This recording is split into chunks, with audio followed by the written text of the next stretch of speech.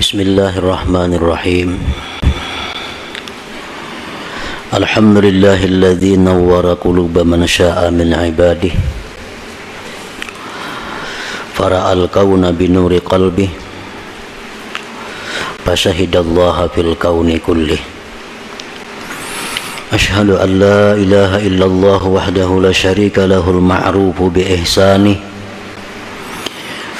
wa ashhadu anna sayyidana Muhammadan abduhu wa rasuluhul masyhuru bi amanatihi.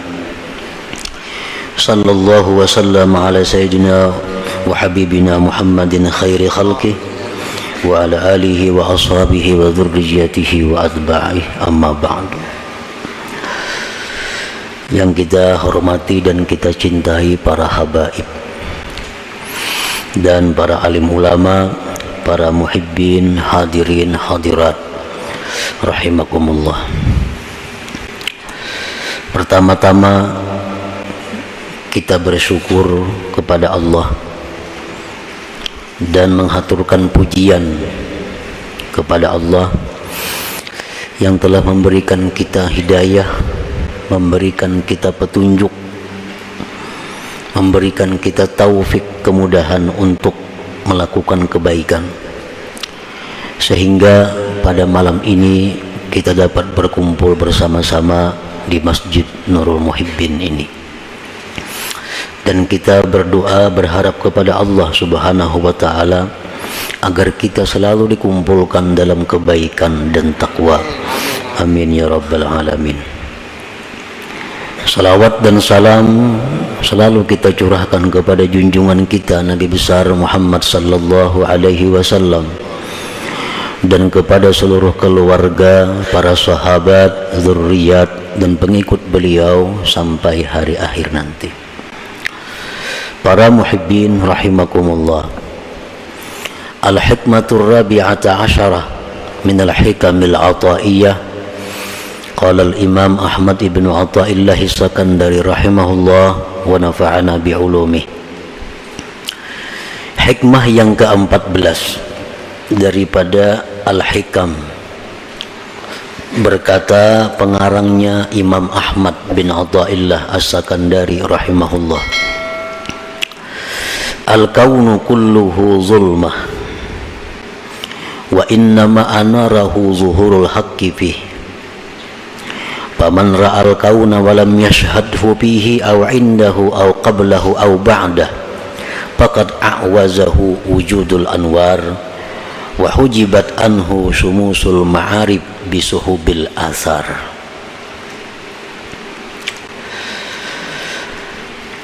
Hikmah yang ke-14 yang terjemahnya atau artinya adalah, bermula alam semesta seluruhnya itu gelap gulita, dan hanya saja menerangi akan alam semesta itu oleh nampaknya Allah pada alam itu.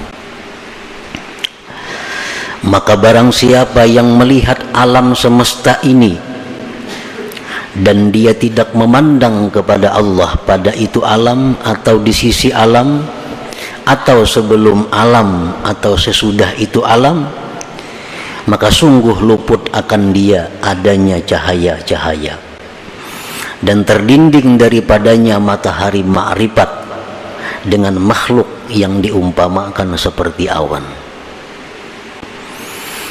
Para muhibbin rahimakumullah, maka itulah arti atau terjemah daripada hikmah yang ke-14 daripada hikam ini.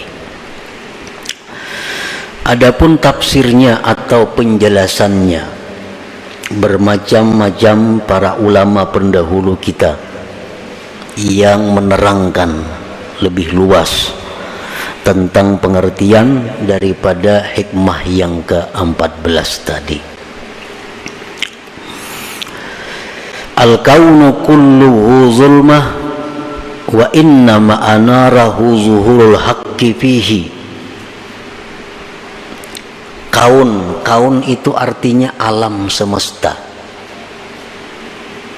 Alam itu masih wallah, sesuatu yang selain Allah disebut alam.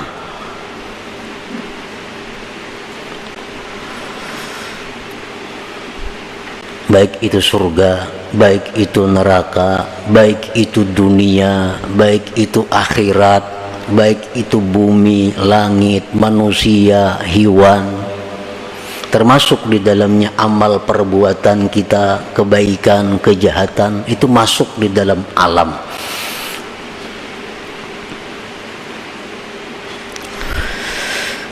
Maka seluruhnya alam tadi zulmah, gelap.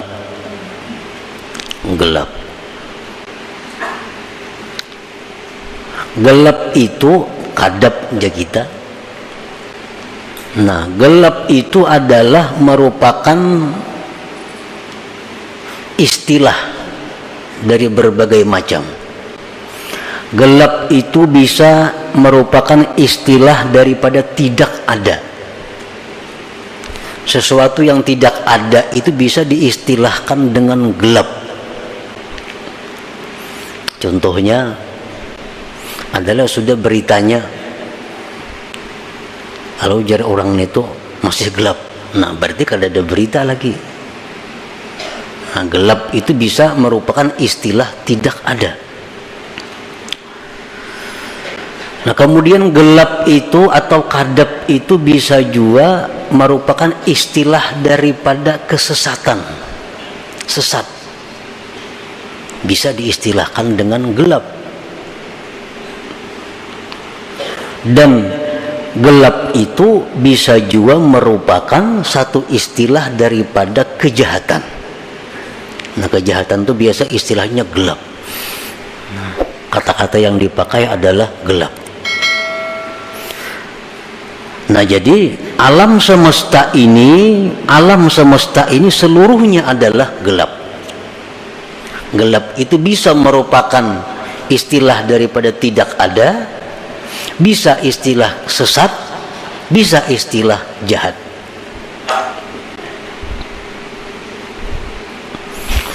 Wa inna ma'anarahu zuhurul haqqi fihi, dan hanya saja menerangi akan alam semesta ini oleh tampaknya Tuhan pada alam itu. Terang ini pun istilah dari beberapa macam. Bisa sesuatu yang ada itu diistilahkan dengan terang. Adakah sudah kabarnya nih? Sudah ada titik terangnya jar. Nah, berarti ada tuh. Nah, jadi terang itu bisa istilah ada. Nah, kalau kita pakai istilah ada itu, maka alam semesta ini adalah zulmah, artinya tidak ada, tetapi hanya saja alam itu ada oleh karena adanya Allah. Oleh karena adanya Allah. Itu kalau kita pakai istilah gelap itu tiada, terang itu adalah ada.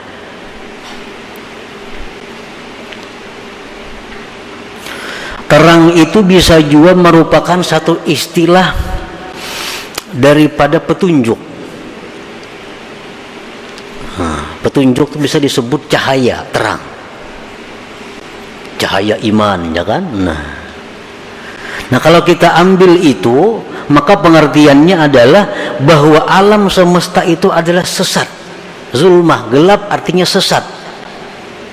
Hanya saja Allah Ta'ala lah yang menunjukkan akan alam itu. Nah, kalau itu terang kita artii dengan petunjuk. Dan terang itu bisa juga artinya kebaikan, kebajikan. Sesuatu yang baik itu bisa disebut dengan cahaya, terang. Nah, kalau itu kita ambil, maka artinya adalah alam semesta itu seluruhnya adalah jahat. Seluruhnya jahat.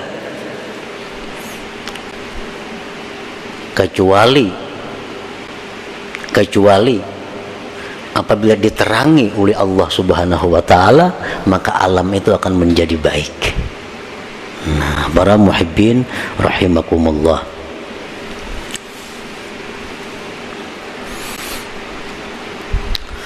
untuk mendekatkan kepada paham kita. Tadi mungkin terlalu jauh pemahamannya, masih lebar. Nah, untuk mendekatkan kepada paham kita, kita ambil salah satunya. Alam semesta itu kita ambil perbuatan.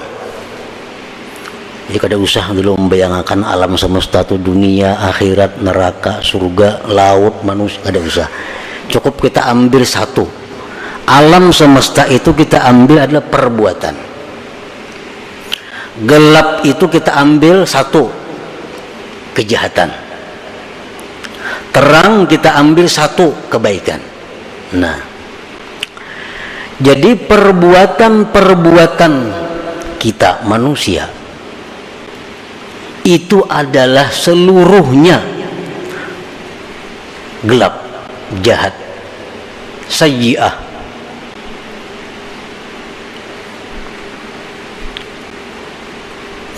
Hanya saja perbuatan-perbuatan manusia itu menjadi baik apabila dalam perbuatan itu dimusyahadahkan atau disertakan Allah Subhanahu wa ta'ala.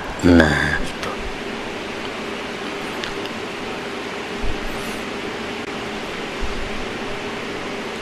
Perbuatan-perbuatan kita itu semuaan kada baik. Semuaan kada baik. Kecuali perbuatan kita itu disertai Allah Subhanahu wa ta'ala. Nah, disertai Allah itu artinya bisa disertai petunjuk Allah. Hanya perbuatan kita tadi menjadi baik, menjadi cahaya, menjadi hasanah.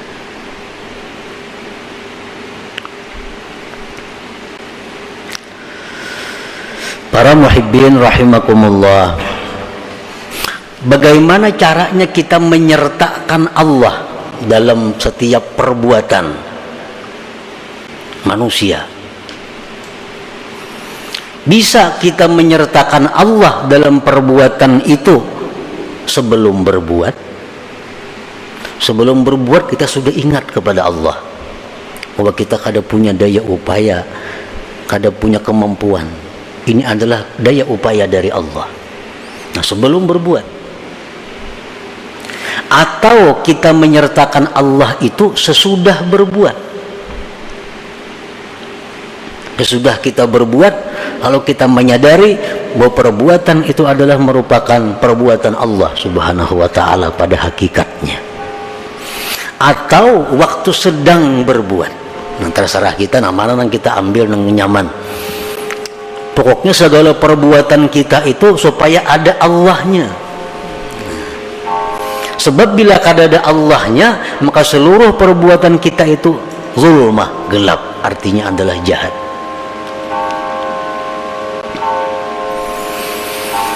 Nah, para muhibbin rahimakumullah, paman ra'al kauna wa lam yashhadillah fahuwa mahjub ta'ihun bil zulumat wa huwa arzalul khalqi. Barang siapa melihat perbuatan, tadi kita ambil contoh satu perbuatan. Siapa yang melihat perbuatan baik dirinya atau perbuatan orang lain, tetapi dia tidak bisa musyahadah kepada Allah, artinya dalam perbuatan itu dia tidak ada Allahnya. Siapa yang berbuat aku, siapa yang berbuat ikam, di hati itu kada ada Allahnya, kada ada. Nah, maka orang ini ngarannya mahjub, terdinding. Nah, terdinding, tersesat, dan dia merupakan makhluk yang paling jahat, arzalul khalaik. Bila kita tuh mengakui bahwa yang berbuat ini adalah aku, sampai ke hati-hati kita aku, nah itu sesat, terdinding. Yang berbuat itu adalah Fulan bin Fulan, sampai ke hati-hati kita mengatakan itu Fulan yang berbuat, tanpa sedikit pun kita ingat kepada perbuatan Allah. Sesat kita, sesat. Kenapa dia terdinding itu? Sebabnya lintibahi zahiri suwaril akwan suwaril kauni fi qalbi, karena tertancapnya zahir gambar ini perbuatan di dalam hatinya. Nah, dalam hatinya sudah becap, sehingga terdinding daripada mengingat bahwa perbuatan itu adalah perbuatan Allah Subhanahu wa taala pada hakikatnya. Kan kita sudah mengitikadkan bahwa la haula wala quwata illa billah. Nah, kalau kita mengatakan bahwa itu perbuatan kita sampai ke dalam hati-hati, kita mengatakan itu perbuatan kita, nah itu kita berarti terdinding. Nah, apabila kita ini orang yang terdinding, kita orang yang sesat, fatta'atu minhu sayyi'ah, amal taat yang kita lakukan itu menjadi kejahatan. Kalau kita ini orang yang terdinding, amal taat yang kita perbuat itu kejahatan. Kalau amal jahat bang, sudah maginnya kejahatan lagi.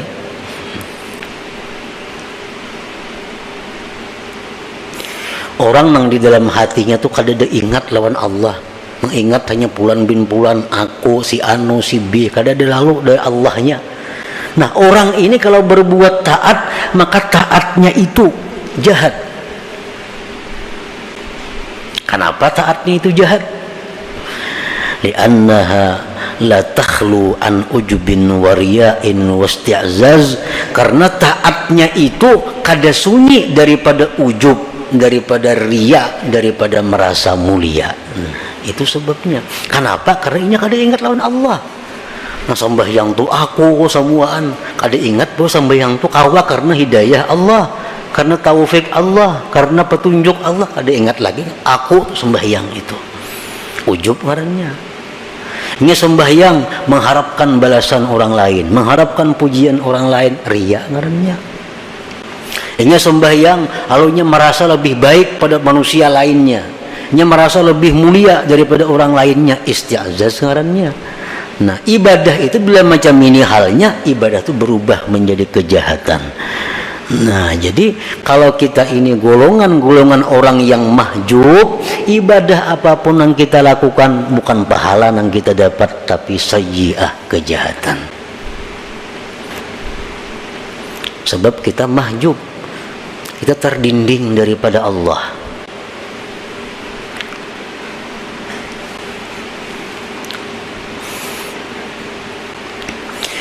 Wa amma man ra'al kauna wa yashhadu Allah ta'ala fahuwa mukashafun munawwarul basirah fara'al kauna kullahu nura. Adapun orang yang melihat perbuatan, kita ambil contoh perbuatan tadi, dia melihat perbuatan dan di situ dia ingat kepada Allah. Nah, ini sembahyang, ingat aku ini sembahyang karena pertolongan Allah, karena petunjuk Allah, karena hidayah Allah, karena kekuatan Allah, aku lalu bisa kah ini. Nah, maka ini orang ngarannya mukasab, orang yang dibukakan mata hatinya oleh Allah. Munawwarul basirah, orang yang diterangi mata hatinya. Maka dia melihat perbuatan itu seluruhnya adalah cahaya, karena selalu ada Allah Subhanahu wa ta'ala. Inya sembahyang, inya bersedekah, baik dirinya atau orang lain, selalu inya melihat bahwa itu adalah petunjuk Allah, itu adalah kekuatan dari Allah, itu adalah taufik daripada Allah. Nah, sehingga orang itu jadi tinggalam, jadinya nang timbul hanya Allahnya. Nah, kalau macam itu kita ngarannya mukasab. Nah, mukasab.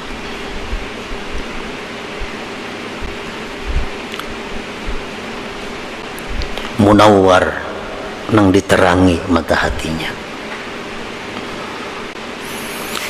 Baik perbuatan itu kebaikan atau perbuatan itu berupa kejahatan, kita selalu ingat bahwa di situ Allah. Kalaulah orang berbuat kejahatan, engkau dikehendaki Allah kada kawa. Nah, jadi setiap kali apa yang kita lihat berperbuatan itu, selalu ingat kita kepada Allah.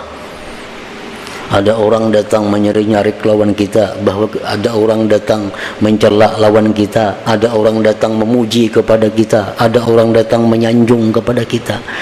Nang kita lihat tuh adalah samuaan itu adalah dari Allah. Nah, jadi amun kita gembira, kita kada gembira lawan orang itu.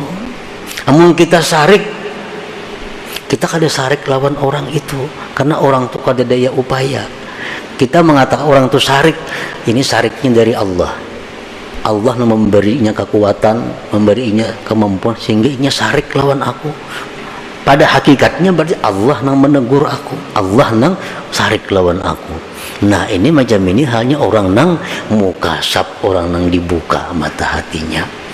Kada mau ada dendam, kada mau ada dengki. Kenapa? Karena inya mata hatinya terbuka. Nang mau dendam tuh orang nang lupa lawan Allah. Ada orang sarik lawan inya tuh maksudnya sarik lawan inya. Kada ingat itu kawa sarik karena Allah, kada kawa ingat. Nah, pal maksiyatu minhu hasanah, maka kejahatan maksiat dari orang yang mukasab ini itu kebaikan. Apalagi kebaikan. Orang nih nang mukasab nih, nang hatinya diterangi oleh cahaya Allah, sehingga dia selalu ingat kepada Allah bila melihat perbuatan-perbuatan. Andai kata inya melakukan maksiat, maksiat itu jadi pahala. Nah, maksiat itu jadi kebaikan. Apalagi inya berbuat taat maginnya lagi, maksiatnya pun jadi kebaikan. Nah, lawanannya ya nang tadi al-mahjub tadi. Nah, orang nang terdinding ini inya berbuat dosa, sudah nyata dosa. Berbuat kebaikan jadi dosa juga. Kalau orang nang mukasab berbuat baik sudah nyata pahala, berbuat dosa pun inya dapat pahala. Kenapa berbuat dosa inya dapat pahala? Nah, kenapa inya berbuat dosa dapat pahala? Satu alasannya, orang nang terbuka mata hati itu bila berbuat dosa li'atirafihi bi'ajzihi wa zullih, karena dia mengakui bahwa dirinya itu lemah.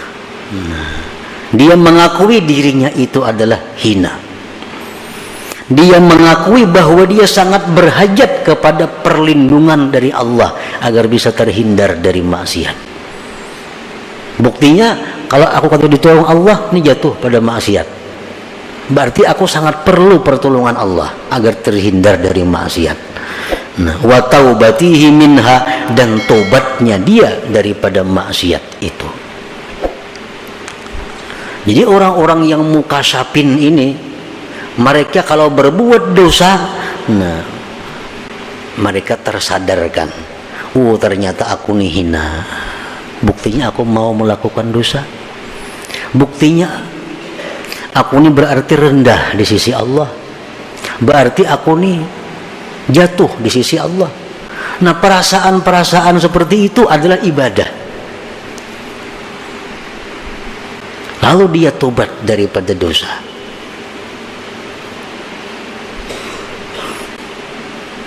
Banyak orang yang masuk surga karena dosa.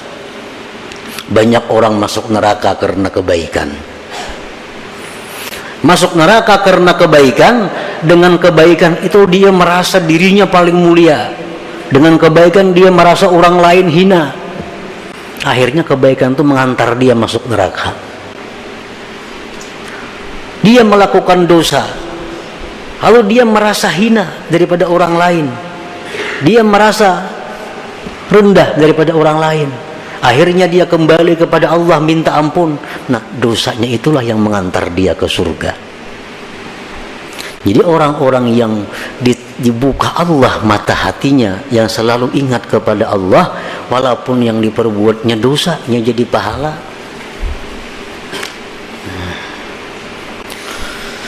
Qala ba'dul ulama, berkata sebagian ulama, idza taba minadz dzunub saratiz dzunubul madiyah kulluha hasanat. Kalau orang taubat dari satu dosa, ini berisi 100 macam dosa, lalu ingat taubat, sebujur-bujur taubat, maka nang 100 macam dosa tadi ditukar Allah jadi kebaikan. 100 kebaikan jadinya. Nah, itulah yang dimaksud dengan firman Allah Ta'ala, faulaika yubaddilullah sayyiatihim hasanat wa kana Allah ghafurur rahimah.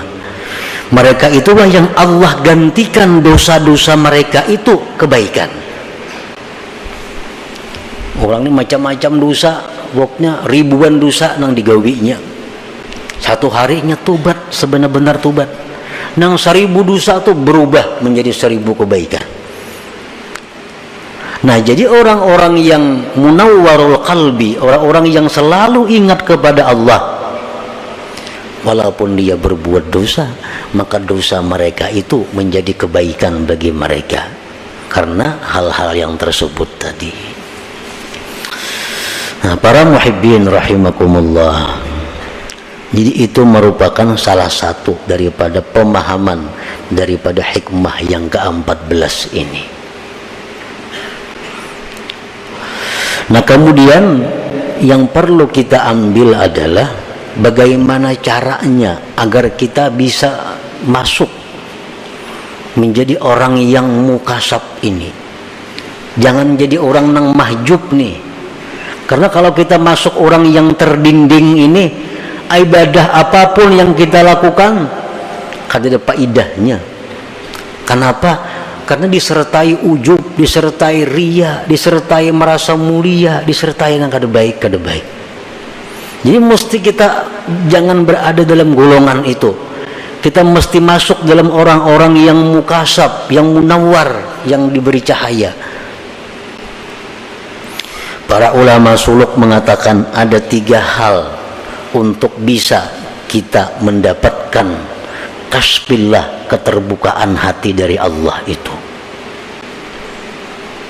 3 hal ini: 1 pemantang, 2 ubat nang digawi, nah, yang ketiga lingkungan.